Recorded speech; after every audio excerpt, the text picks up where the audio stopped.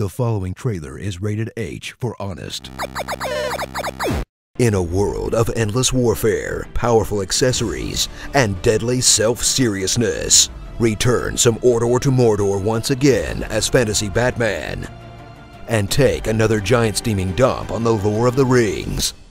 Middle-earth, Shadow of War. Bask in the painstaking recreation of the New Jersey of Tolkien's Middle-earth, Mordor, as you conquer the many blasted hellscapes with new and improved immortal ghost powers that will have you zooming across the map, double jumping, exploding, ghost murdering, and enslaving your enemies in a perpetual smorgasbord of brutal slaughter and race-based servitude that somehow still thinks that you're the good guy at the end. This is okay because they don't look like me. Step into the boots and battle skirt of Talion once again, a dollar store Aragorn with his own magic ring and an angry ghost dad sidekick, whose entire motivation for conquering Mordor is one momentary flashback from the original. And he's bringing along a handful of non-canon companions, like the strong black and female characters Tolkien never wrote, a giant spider they made into a goth lady 'cause video games, and the Jar Jar Binks of the Lord of the Rings, Gollum. Prepare for uninspired missions that are way less interesting than the open-world gameplay, and a story that's about as true to the source material as the Lord of the Rings slot machines, as it desperately tries to justify its own dubious branding. When really this would make a lot more sense if it was Game of Thrones and all the orc captains you beheaded were Freys and Lannisters. Get on that, WB. Slice into the new chunks of gameplay in this sequel, if you consider an ass pile of new menus and interfaces gameplay. From an elaborate skill tree with upgrades for every ability, to armor and weapons with their own individual quests, socketed with gems that have their own upgrade system, and extremely detailed lists of orc strengths and weaknesses that you can examine to plan your attacks and defenses in such depth that you won't even realize you've spent the last half hour not playing the video game.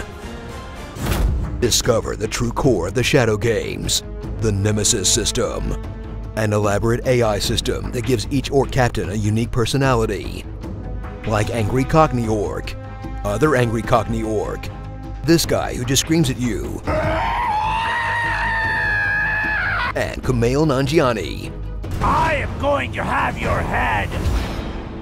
I don't know what I'll do with it when I have it! And creates engaging player stories and interesting characters with procedural generation. Then lets you turn them into your mind slaves in the ugliest game of Pokemon ever created. Then rally your soldiers for all-out assaults in the new Siege mode. Giant, impressive-looking battles that mostly boil down to capturing a few points, then killing a captain, where you'll accidentally undermine the game's climactic battles by killing or turning everyone before you even show up, making them feel less like sieges and more like really elaborate evictions. Once you've conquered all the castles and beaten the story, get ready for the suspiciously long Shadow Wars mode, where you'll defend your forts over and over again from increasingly powerful waves of enemies, forcing you to spend hours shoring up your defenses and capturing new orcs, all while fighting the sneaking suspicion that this entire section exists to sell you loot boxes for real money. Or until you do the same thing and just quit and watch the ending on YouTube.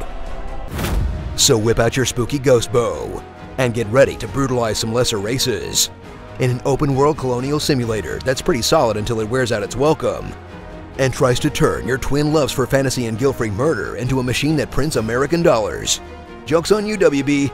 I'm just gonna grind for 200 hours instead. Haha, I win. I'm the winner.